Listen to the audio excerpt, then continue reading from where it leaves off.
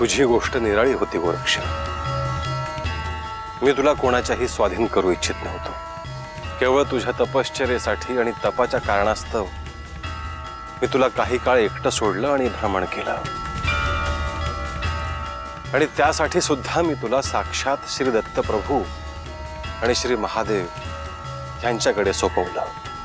कारण मला ठाऊक होतं की त्यांच्या सानिध्यामध्ये असताना कोणतीही अशुभ शक्ती तुझ्या साधनेमध्ये बाधा आणू शकणार नाही। क्षमा असावी गुरुदेव, परंतु असा भेद का?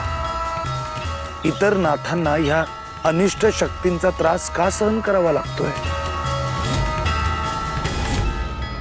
प्रत्येक नाथांचं एक वेगळं वैशिष्ट्य आहे गोरक्ष, आणि ते घेऊनच प्रत्येक नाथ ह्या पृथ्वीवर अवतरले आहेत। प्रत्येकाचा एक वेगळा स्वभाव आहे। ह्या अशुभ शक्तींशी लढा देणं हा देखील त्यांच्या साधना प्राप्तीचा एक भागच आहे। तुझ्याकडून बालपणीच अत्यंत कठोर अशी साधना आणि तप करून घेतला म्हणून तुला हा त्रास झाला नाही, परंतु तुझ्या ह्याच तपश्चर्येचा भविष्यात सृष्टीच्या कल्याणासाठी उपयोग होणार आहे।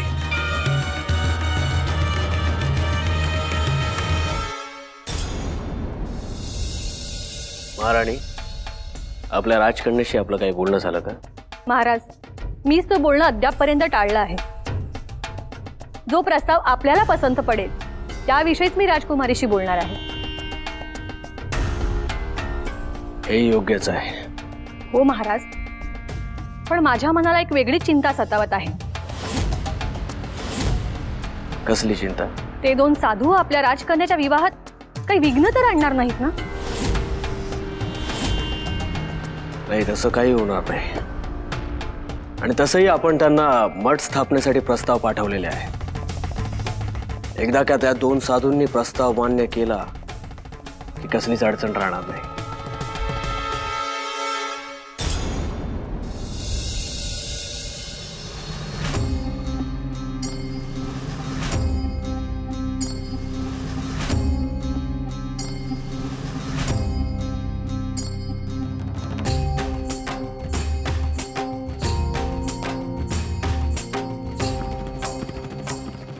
शुभम भवतु।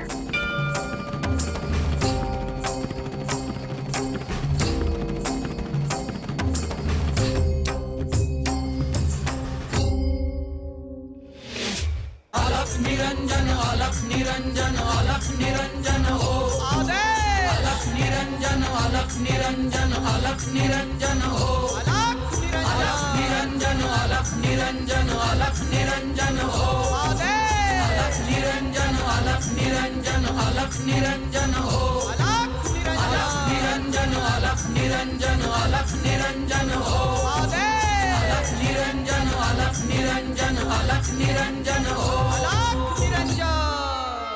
बडे बाबा, गोरख बाबा, अहो तर राजाचं लोकांना त्रास देणं थांबतच नाही बघा।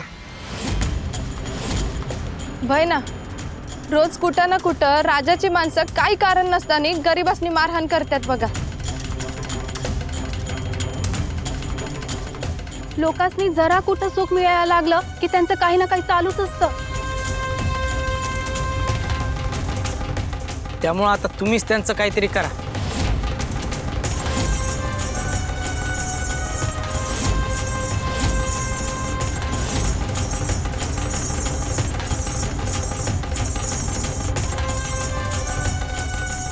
महेंद्र वर्माच्या सत्तेचे दिवस आता संपलेले आहेत।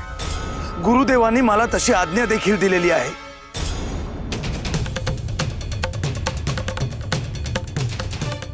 लवकरच मी महेंद्र वर्माला सत्तेवरून पाय उतार करणार आहे, परंतु त्याआधी तुमच्या ह्या राज्यासाठी योग्य असा शासक शोधणं महत्त्वाचं आहे।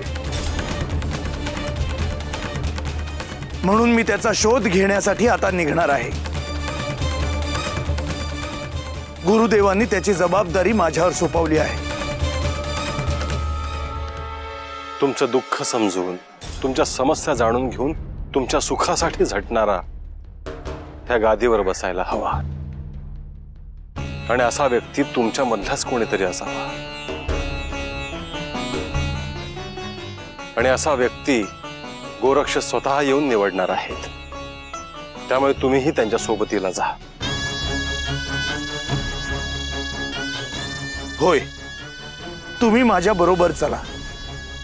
आपल्याला हे कार्य लवकरच पूर्णत्वास न्यायचं आहे. महेंद्र वर्माच्या पापाचा घडा आता भरला आहे. गुरुदेव, मला प्रस्थान करण्याची अनुमती द्यावी. अवश्य. तुला ह्या कार्यामध्ये यश मिळो गोरक्ष. जय हो बड़े बाबा, जय हो गोरख बाबा, जय हो बड़े बाबा, जय हो गोरख बाबा, जय हो बड़े बाबा, जय हो गोरख बाबा, जय हो बड़े बाबा, जय हो गोरख बाबा.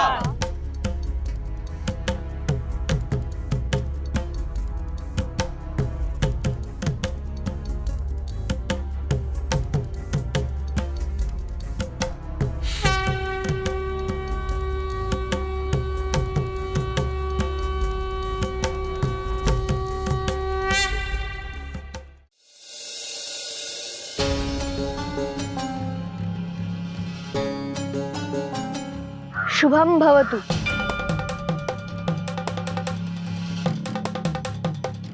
गुरुदेव, नागनाथ मोठ्या संकटात सापडला आहे.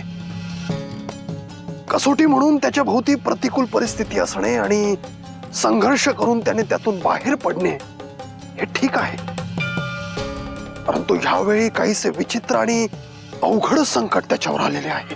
आपल्याला त्याला सहाय्य करावे लागेल गुरुदेव. नागनाथ ह्या संकटात अडकलाय कारण तो स्वतः कोण आहे ह्याची अद्याप जाणीव त्याला झालेली नाही. काही झालं तरी ते नारायण आहेत, परंतु मनुष्य रूपात असल्यामुळे त्याला ह्याची उकल होत नाही आहे आणि त्यामुळे नागनाथावर अघोरी शक्तीचा प्रयोग झाला आहे. त्या अघोरी शक्तीने त्याला बांधून ठेवले आहे. परंतु असे का घडत आहे गुरुदेव? अविरहोत्र नारायणांवर अघोरी शक्ती प्रयोग सफल कसा होऊ शकतो? जालिंदर, ह्या अघोरी शक्ती कधी कधी देवांनाही वेठीस धरतात आणि नागनाथ तर स्वतःला जाणीव नसलेले नारायण आहेत, त्यामुळे त्याला हा त्रास होणार. गुरुदेव, असं असेल तर आपल्याला त्याची यातून सुटका करावी लागेल. होय जालिंदर, तशी वेळ आली तर आपण त्याला निश्चित सहाय्य करू, परंतु तो ह्या काळात काय करत आहे हे मला पाहायचे आहे. त्याला ह्याच काळात कळणार आहे की अशा अनेक असुरी शक्ती ह्या सृष्टीत आहेत आणि पुढे जाऊन त्याला ह्यांच्याशीच लढायचे आहे. अशा अघोरी शक्तींना कली सहाय्यभूत असल्याने त्यांचे बळ आणखीन वाढत जाणार आहे. आता आपण काय करायला हवं गुरुदेव?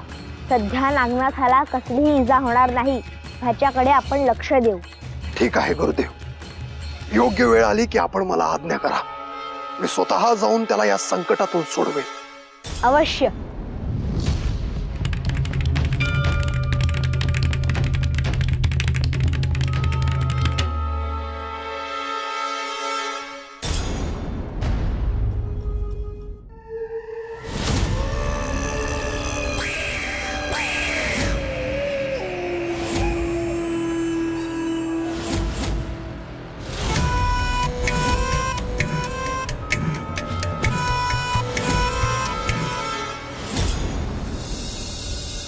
बडे बाबा, आमचं हे राज्य नीट सांभाळू शकल असा माणूस गोरख बाबाला गावल नव. वय ना, लय वर्ष झाली बघा राजाचा यो अन्याय आम्हाला सहन करावा लागतोय. ह्यातून आमची आता तरी सुटका होईल ना? अवश्य होणार. आता अगदी थोडा कालावधी उरला आहे. त्या महेंद्र वर्माच्या जाचातून तुमची मुक्तता होणार आहे. तोपर्यंत तुम्ही पशुपतीनाथांची आराधना करा. साक्षात श्री महादेव ते स्वतः पशुपतीनाथांच्या रूपात इथे स्थित झाले आहे। या राज्यामध्ये जो काही बदल घडत आहे तो त्यांच्याच इच्छेने आणि आशीर्वाद आहे। इतक्या दिवसात त्या महेंद्र वर्माच्या जाचामुळे त्याने लादलेल्या नियमांमुळे तुम्हाला त्यांची पूजा करता आली नाही, परंतु यापुढे असं होऊ देऊ नका। हा जो बदल तुमच्या राज्यामध्ये होतो आहे हा केवळ त्यांच्याच इच्छेने आणि आशीर्वादाने, त्यामुळे तुम्ही देखील याचं स्मरण ठेवा। पशुपतीनाथांमुळेच ह्या राज्यामध्ये संपन्नता येणार आहे आणि तुमची भरभराट होणार आहे।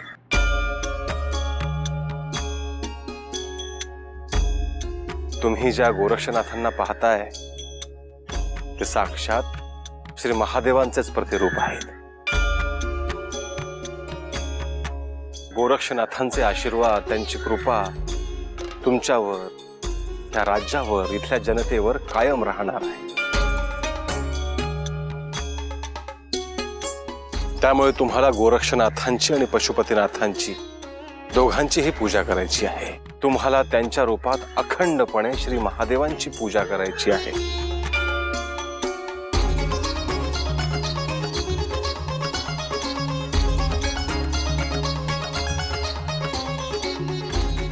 शुभम भवतु।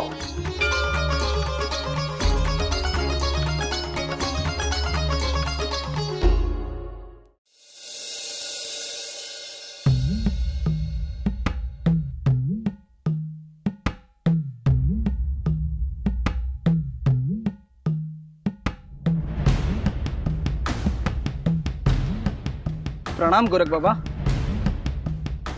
आदेश अलख निरंजन। गोरख बाबा, आपण इकडे काही महत्वाचं काम निघाले आहे का? आम्ही नाथपंथीय मार्ग भटकलेल्या माणसाला योग्य मार्गावर आणण्याचं कार्य नेहमी करत असतो,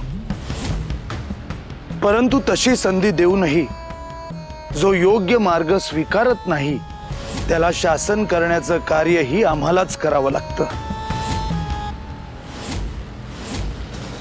मी काही समजलो नाही। आपण कोणाबद्दल बोलत आहात? सगळं काही समजूनही न समजल्याचं ढोंग करण्याची तुझ्या बुद्धीची सफाई मला दिसते आहे। हीच बुद्धी जर तू राजाचं वर्तन बदलण्यासाठी वापरली असतीस तर आता तुझ्या राज्याचं जे नुकसान होणार आहे त्यापासून तुम्ही निश्चितच बचावला असतात।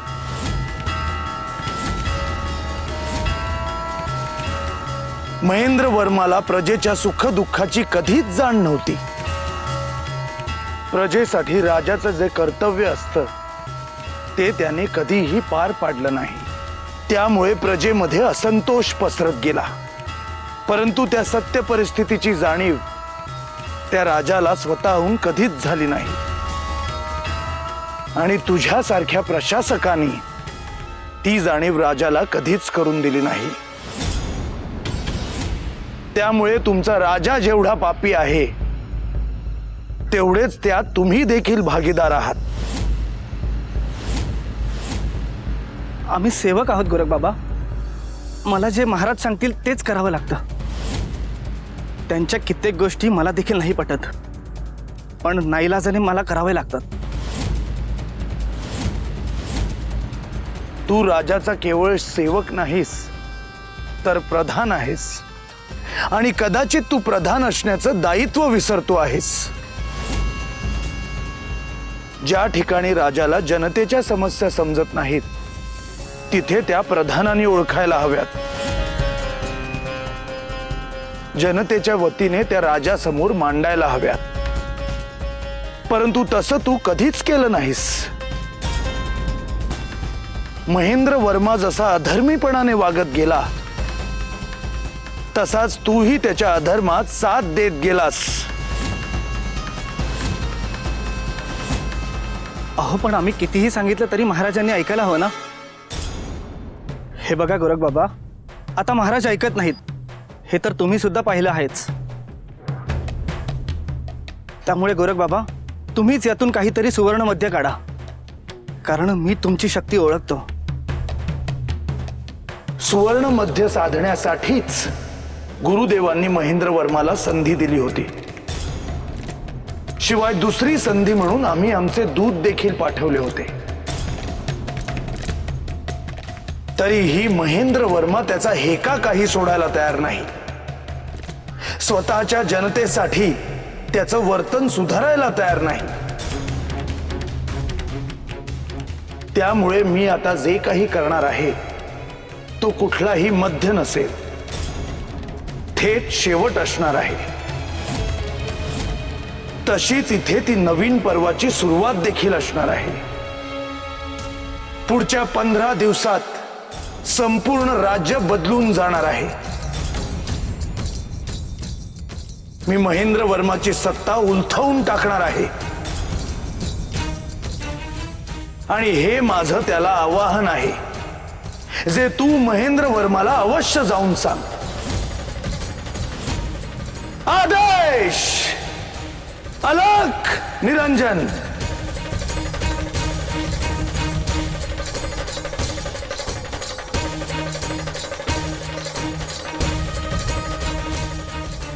महाराजांची राजसत्ता जाईल, ती गेली तर मग माझे काय?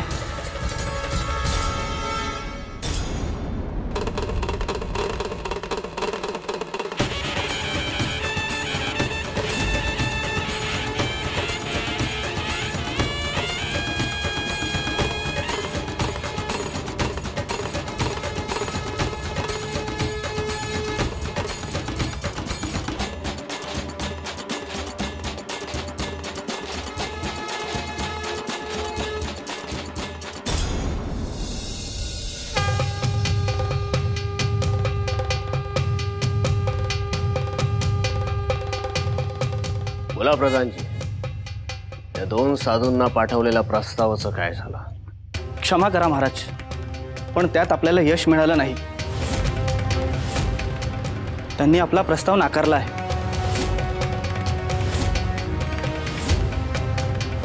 राजा महेंद्र वर्माचा त्या 2 साधूंनी प्रस्ताव नाकारला? उलट त्यांना या प्रस्तावाचा राग आला आहे. त्या गोरक्षनाथांनी तुम्हाला आव्हान दिले आहे.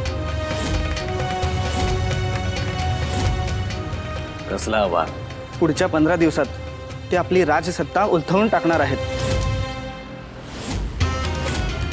प्रधानजी, हे काय बोलताय तुम्ही? इथे आम्ही राजकन्याच्या विवाहाची तयारी चालवली आहे आणि तुम्ही ही कसली बातमी घेऊन येताय? ते साधू जे बोलले तेच तुम्हाला सांगतो आहे महाराणी.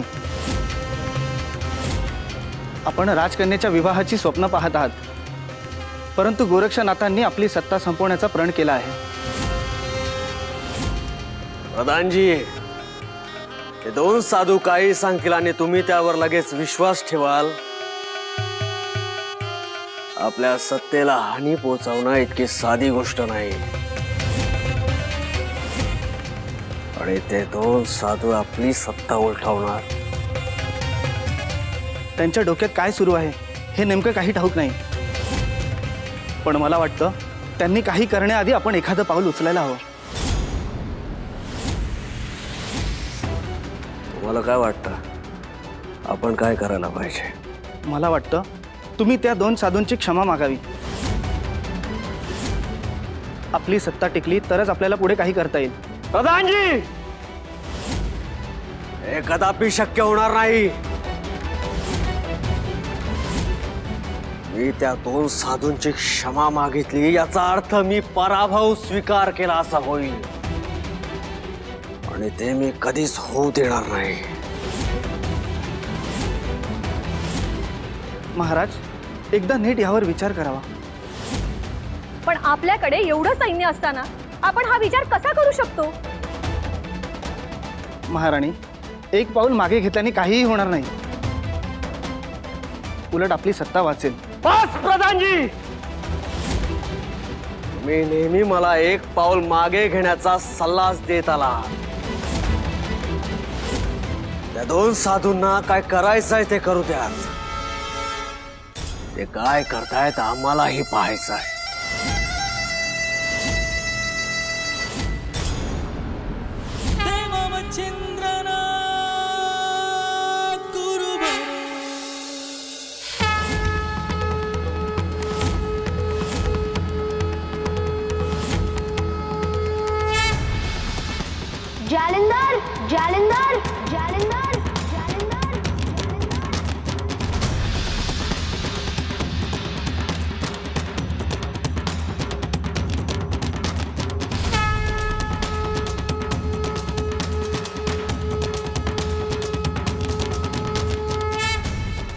गुरुदेव आपण मला बोलवलं. हो जालिंदर, आता ती वेळ आलीये. आता नागनाथची त्या अघोरी शक्तींच्या मंत्रजाळातून सुटका करून द्यायची आहे.